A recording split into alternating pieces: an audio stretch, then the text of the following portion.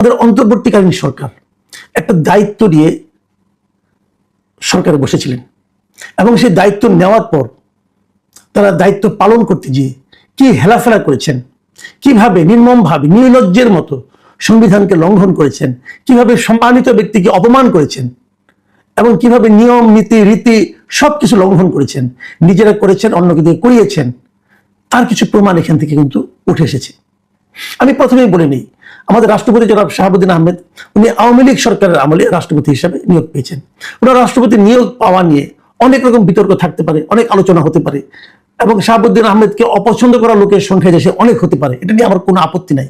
কিন্তু প্রশ্ন হলো, উনি যখন রাষ্ট্রপতি হয়ে যান তখন কিন্তু উনি আর শাহাবুদ্দিন আহমেদ থাকেন না, তখন উনি একটা দেশের সর্বোচ্চ সবচেয়ে সম্মানিত ব্যক্তিতে রূপান্তরিত হন। আপনি ব্যক্তিগতভাবে ওনাকে অপছন্দ করতেই পারেন, কিন্তু রাষ্ট্রপতির যে চেয়ার, যে পদ, সেই পদটাকে যদি আপনি অসম্মান করেন তাহলে কিন্তু আপনি পুরো রাষ্ট্রকে অসম্মান করেন, আপনি নিজেকেও অসম্মান করেন।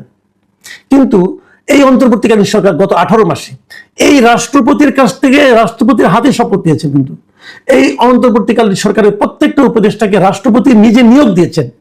এদের প্রত্যেকে নিয়োগকর্তা রাষ্ট্রপতি এবং তারা নিয়োগকর্তার সঙ্গে যে অপমানসূচক আচরণ করেছেন তার একটা নমুনা এই সাক্ষাৎকারের মাধ্যমে উঠে এসেছে। এই সাক্ষাৎকারের কয়েকটা পয়েন্ট আপনাদেরকে আমি একটু বলতে চাই যে কি ঘটনাগুলি কি উনি এই সাক্ষাৎকারে কি বলেছেন। উনি বলেছেন যে ওনাকে বারবার উৎখাত করার জন্য, অপসারণ করার জন্য অন্তর্বর্তীকালীন সরকার অথবা সরকারের সহযোগী যারা শক্তি ছিল, কেউ কখনো তাদেরকে স্বীকার করেছেন নিজেদের বলে, কখনো স্বীকার করেননি, এদের দিয়ে নানা রকম ওনাকে উৎখাতের চেষ্টা করা হয়েছে এবং সেই সময় দুইটা শক্তি ওনাকে সাপোর্ট দিয়েছে বলে উনি জানিয়েছেন।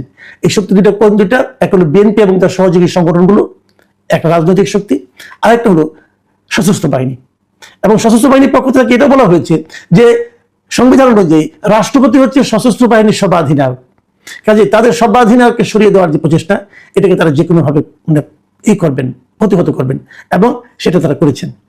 উনি জানিয়েছেন, উনি সাক্ষাৎ করে বলেছেন যে এই সরকারের 18 মাসের আমলে তাকে দিয়ে অনেকগুলো অধ্যাদেশ পাশ করিয়ে নেওয়া হয়েছে এবং ওনার বিবেচনায় এই অধ্যাদেশগুলো তার কাছে যখন যেটা আসছে উনি পাশ করে দিয়েছেন, কারণ এটাই দেওয়ার নিয়ম। কিন্তু উনি বলেছেন যে ওনার দৃষ্টিতে মনে হয়েছে অনেকগুলো অধ্যাদেশ করার কোনো কারণই ছিল না এবং উনি এটাও বলেছেন প্রধান উপদেষ্টা সংবিধানের কোনো বিধান মেনে চলেনি। খুব গুরুত্বপূর্ণ অভিযোগ। কিন্তু রাষ্ট্রপতি বলতেছেন যে সাবেক প্রধান উপদেষ্টা, অন্তর্বর্তীকালীন সরকারের প্রধান উপদেষ্টা, তিনি সংবিধানের কোনো বিধান মেনে চলেননি। আমার তো মনে হয় এই কারণেই এই প্রধান উপদেষ্টা ডক্টর ইউনূসের বিরুদ্ধে সংবিধান লঙ্ঘনের মামলা হওয়া উচিত। কারণ একটা লোক দেশের সর্বোচ্চ যে বই, সর্বোচ্চ যে গ্রন্থ, সর্বোচ্চ যে আইন, সেটা না মেনে চললে তাকে যদি আপনি আজকে শাস্তির আওতায় না আনেন, বিচারের আওতায় না আনেন, তাহলে এটা কিন্তু একটা উদাহরণ হয়ে থাকবে যে সংবিধানকে এভাবে পদদলিত করা যায়। এবং তিনি মানতে বাধ্য এই কারণে, এই সরকার ছিল একটা সাংবিধানিক সরকার। এই সরকার নিজেরাও দাবি করেছে তারা সাংবিধানিক সরকার এবং সংবিধানকে সমুন্নত রাখার শপথ তারা এই রাষ্ট্রপতির কাছে নিয়েছে, অথচ ওনারা নিজেরা সংবিধান মেনে চলেননি। এবং আমি তো মনে করি এই 18 মাসে যে যে উপদেষ্টা যেখানে যেখানে সংবিধান লঙ্ঘন করেছেন তাদের প্রত্যেকের সংবিধান লঙ্ঘনের দায়ে শাস্তি হওয়া উচিত। যদি না হয়, এই শাস্তির আওতায় আনা না হয়, তাহলে এটা একটা মন্দ উদাহরণ হয়ে থাকবে পরবর্তী সময়ের জন্য। দেখেন উনি আরো কি বলেছেন। উনি বলেছেন যে এই রাষ্ট্রপতি হলো রাষ্ট্রের সর্বোচ্চ ব্যক্তি। যখন কোনো প্রধান নির্বাহী মানে সরকার প্রধান যখন দেশের বাইরে যায়, বাইরে থেকে ফেরার পর তাদের দায়িত্ব হলো রাষ্ট্রপতির সঙ্গে একটা সাক্ষাৎ করা এবং সেখানে দেশের বাইরে কি কি চুক্তি হলো, কি কি আলোচনা হলো, সেগুলো রাষ্ট্রপতিকে অবহিত করা। আমাদের রাষ্ট্রপতি দুঃখ করে বলেছেন এই প্রধান উপদেষ্টা একবারের জন্য তার সঙ্গে যে বিদেশ থেকে ফিরে দেখা করেননি, এমনকি কি কি চুক্তি হয়েছে এগুলো ওনাকে অবহিত করেননি।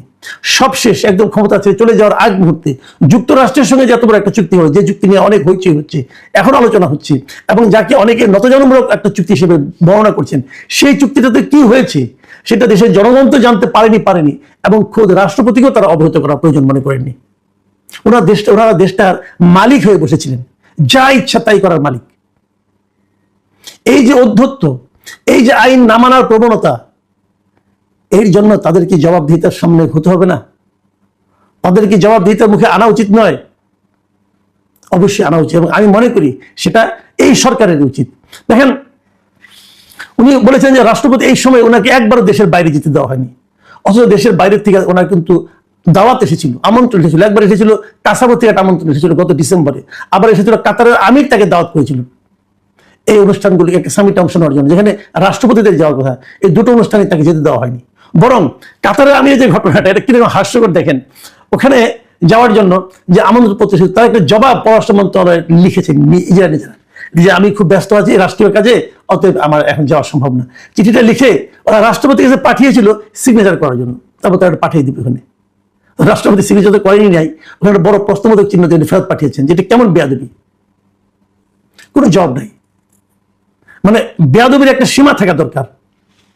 তারা যেতে দেবে না, আবার তাকে দিয়ে মিথ্যা বলে পাঠাবে যে আমি খুব ব্যস্ত ছিলাম। এগুলি কিন্তু এই দেশে একবার না একবার হয়েছে, এটা আমাদের জানতে হলো। এবং সেই লোকগুলিকে যদি না জানতাম একটা কথা ছিল, কিন্তু আমরা যখন জানলাম তখন আমরা এটাও জানতে চাই যে পরবর্তী সময়ে এই বেয়াদবগুলিকে জবাবদিহিতার আওতায় আনা যায় কিনা, এই বেয়াদবগুলির বিরুদ্ধে শাস্তিমূলক ব্যবস্থা নেওয়া যায় কিনা। কি পররাষ্ট্র সচিব মিষ্টি মিষ্টি কথা বলতো, তার আপাত নষ্ট করে খারাপ লোক, যে রাষ্ট্রপতিকে নামে একটা ভুয়া চিঠি ইস্যু করে রাষ্ট্রপতির কাছে পাঠায় যে সিগনেচার করে দেন, আমরা বলে দিই যে আপনি খুব ব্যস্ত। কত বড় বেয়াদব ভাবুন একবার। আর একটা ঘটনা আপনার সবাই এটা খুব হয়েছিল, রাষ্ট্রপতি প্রতিবাদও করেছিলেন, চিঠিও লিখেছিলেন, সেই চিঠিও কিন্তু মিডিয়াতে চলে এসেছিল যে ওনার ছবি বিভিন্ন হাই কমিশন থেকে নামিয়ে ফেলতে বলা হয়েছিল। দেশের রাষ্ট্রপতি ভাই, উনি কে, কেমন, কোথাকার, এগুলো তো ইম্পর্টেন্ট না। উনি যতক্ষণ ওই পদে আছেন ততক্ষণ তুমি গুরুত্বপূর্ণ। গুরুত্বপূর্ণ নাই হবে, আপনার প্রত্যেকটা অধ্যাদেশ সিগনেচারের জন্য ওনাকে পাঠাতেন কোন মুখে? যদি লোকটা ঘৃণিতই হয় তো তার সিগনেচার আপনার দরকার পড়ে কেন? দরকার পড়ে এই কারণে যে আপনারা লোকটাকে অপছন্দ করতে পারেন, কিন্তু পদটাকে তো উপেক্ষা করতে পারবেন না। আপনি ওই পদের কাছে পাঠিয়েছেন, যদি পদের কাছে পাঠিয়ে থাকেন সেই পদটাকে আপনারা উপেক্ষা করলেন, পদটাকে আপনারা অপমান করলেন। আপনি যখন প্রত্যেকটা দূতাবাস থেকে, বাংলাদেশের বিভিন্ন দেশের দূতাবাস থেকে যখন রাষ্ট্রপতির ছবি নামিয়ে ফেলেন, এটা তো একটা কনভেনশন, আপনার নিয়ম, এটা রাষ্ট্রপতির ছবি দেয়ালে থাকবে, সেটা নামিয়ে ফেলেন কেন, কোন আইনে? এবং অর্ডার দিয়ে একই দিনে। এই লোকগুলির বিচার হওয়া উচিত, দৃষ্টান্তমূলক বিচার। দেখেন আরেকটা ঘটনা বলে শেষ করি, অনেক কিছু বলেছেন উনি, অনেক লম্বা ইন্টারভিউ। আমি আরেকটা ইস্যু নিয়ে বলি, যে রিপোর্টার্স ইউনিটি, ঢাকা রিপোর্টার্স ইউনিটিতে ইলেকশন হলো, ইলেকশন যারা বিজয়ী হয়েছিলেন তারা, আমাদের এখানে একটা ইয়ে আছে, অনেক আগের থেকে একটা রীতি আছে যে এই কমিটিগুলো রাষ্ট্রপতি অথবা সরকার প্রধানের সঙ্গে দেখা করেন। তো রাষ্ট্রপতি নিজেই ওদেরকে আমন্ত্রণ জানিয়েছিল, তোমরা আসো, তোমার সঙ্গে কথা বলি।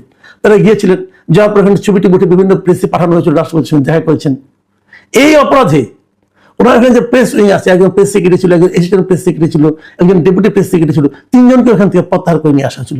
ওনার এখানে দুজন ফটোগ্রাফার ছিল, যারা 30 বছর ধরে ওখানে ফটোগ্রাফার হিসেবে কাজ করছে বঙ্গভবনে, তাদেরকে পর্যন্ত প্রত্যাহার করে নিয়ে গিয়েছিল।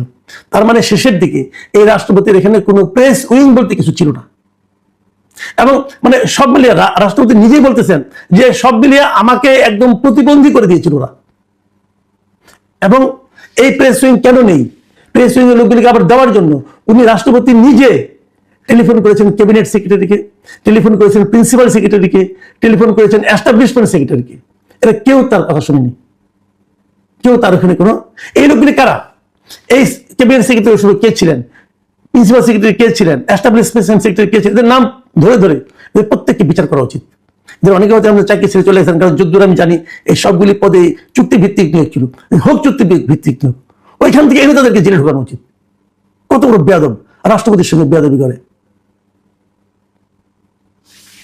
আমরা মনে করি যদি এর বিচার না করা হয় তাহলে রাষ্ট্রপতির সঙ্গে যে বেয়াদবি করা যায় এটা প্রতিষ্ঠিত হয়ে যাবে। বিএনপি এই ব্যাপারটা কিভাবে হ্যান্ডেল করে এটা দেখার অপেক্ষায় আমি থাকবো। প্রিয় দর্শক, এখন এ পর্যন্তই। আল্লাহ হাফেজ।